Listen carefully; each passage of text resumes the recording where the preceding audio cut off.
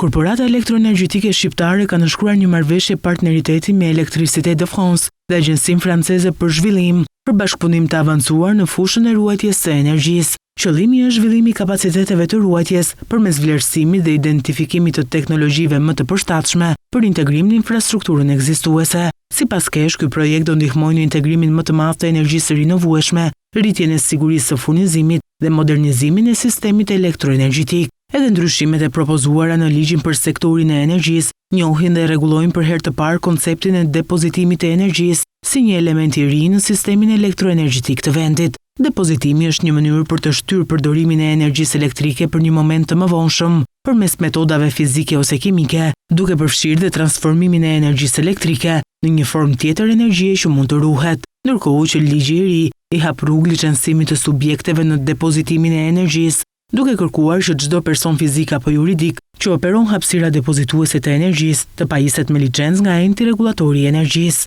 Depozitimi i energjisë konsiderohet si thelbësor për një sistem energjetik modern, të qëndrueshëm dhe efikas. Kjo për disa arsye, duke nisur nga balancimi i prodhimit dhe konsumit deri te ulja e kostove. Më konkretisht, duke qenë se energjia elektrike prodhohet në kohë reale, por kërkesa dhe prodhimi nuk janë gjithmonë të sinkronizuara.